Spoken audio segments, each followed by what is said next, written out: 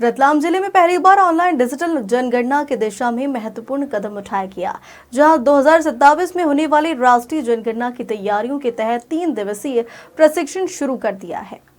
इस प्रशिक्षण में जनगणना से जुड़े अधिकारियों और कर्मचारियों को डिजिटल प्लेटफॉर्म पर डाटा कलेक्शन की प्रक्रिया सिखाई जाएगी। जानकारी के अनुसार यह प्रशिक्षण राष्ट्रीय जनगणना प्रक्रिया को पूर्ण रूप से डिजिटल बनाने के उद्देश्य से आयोजित किया जा रहा है। इस बार की जनगणना में मोबाइल आधारित ऐप के माध्यम से डाटा संकलन किया जाएगा, जिससे प्रक्रिया और अधिक पारदर्शी, तेज और सटीक मानी जा रही है।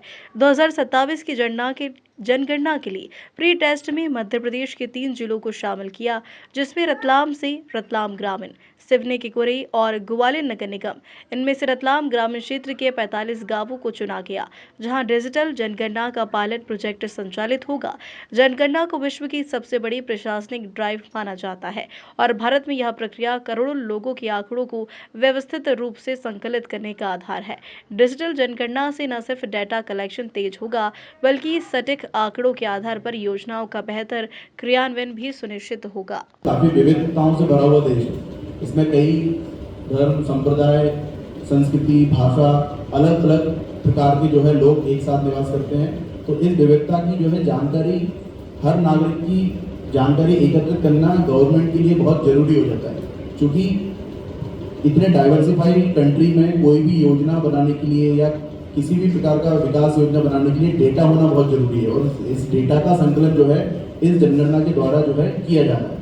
तो आप सभी इसमें अपने आप को सौभाग्यशाली समझें कि आपको एक्चुअल जनगणना के पहले प्री टेस्ट में ये काम करने का मौका जो है मिला है, और इस चीज़ से आपको भी सीखने मिलेगा और आप कहीं ना कहीं अपने देश की प्रगति में या उसके जो भविष्य में योजनाएं बनने वाली है, मतलब जनगणना का सीधा सीधा कॉन्सेप्ट है कि जनगणना होती इसलिए इससे देश का भविष्य डिसाइड होता है अगले 10 वर्षों के लिए कि क्या योजनाएं हमारे लिए जरूरी हैं, किस प्रकार की। और पूरे देश में मीडिया से लेकर के हर सामान्य व्यक्ति तक एक उत्सुकता है कि किस प्रकार से ये डिजिटल जनगणना होगी, यानी क्या होगा जो डिजिटल इसको करेगा, पुरानी जनगणनाओं से क्या भिन्न होने वाला है।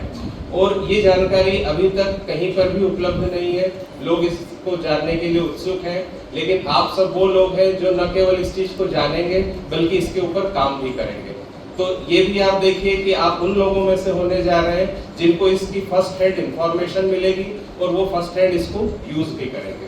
तो इसलिए मेरा ये मानना है कि आप पूरा उत्साह बना करके इस प्रशिक्षण को लीजिए।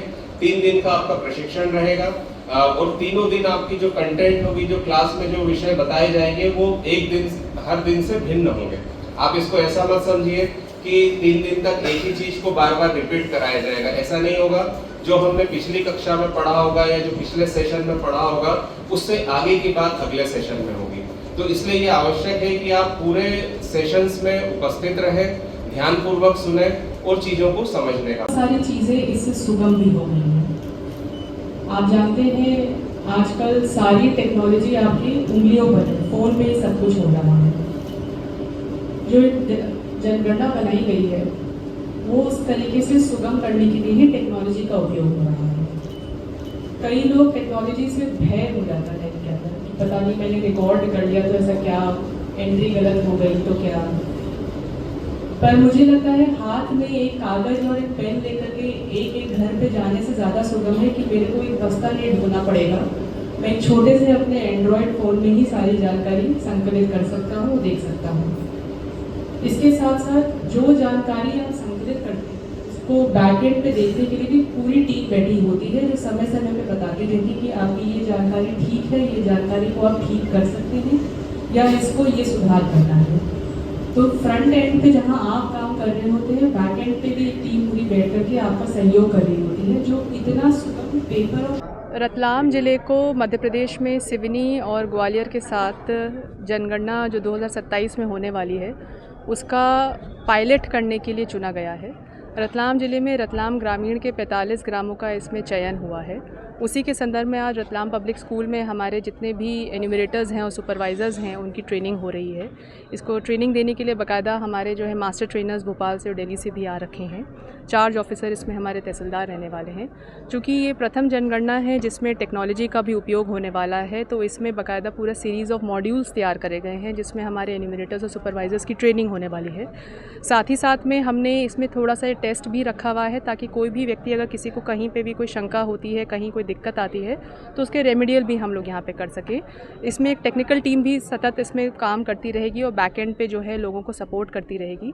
3 दिन का ये प्रशिक्षण होने वाला है जिसके बाद हमारी टीम 10 तारीख से लेकर के 30 तारीख तक फील्ड पे जाकर ये कार्य करने वाली है।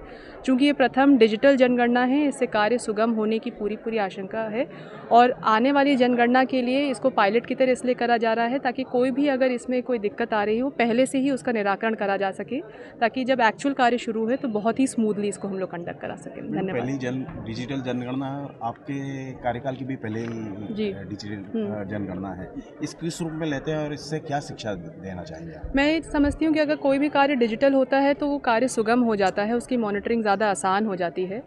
लोगों को बहुत सारे फॉर्मेट्स लेकर के नहीं जाना होता है। आजकल फ़ोन के माध्यम से एक क्लिक पे ही बहुत सारी इन्फॉर्मेशन का कलेक्शन और उसको स्टोर करना आसान हो गया है। तो व्यक्ति जो कार्य करने के लिए क्षेत्र में जाता भी है तो उसके लिए टेक्नोलॉजी का जो सदुपयोग है ये उसका सबसे जीता जाता उदाहरण रहने वाला है। मेरे लिए भी पहली जनगणना है, इसलिए जब ये ट्रेनिंग हो रही होगी मैं भी इसमें आकर के अटेंड करूँगी। ये काम वृहद है और ये बहुत ही इंपॉर्टेंट और महत्वपूर्ण कार्य होता है क्योंकि देश के बहुत सारी योजनाएँ जो हैं इस जनगणना के डेटा पर निर्भर करती हैं। तो मुझे लगता है जो मेरे एन्यूमरेटर्स और यहाँ पे सुपरवाइजर्स आए हैं उन्होंने बहुत ही ज़्यादा उत्साह दिखाया है। रतलाम इसको शर्ती बहुत अच्छा करने वाला है।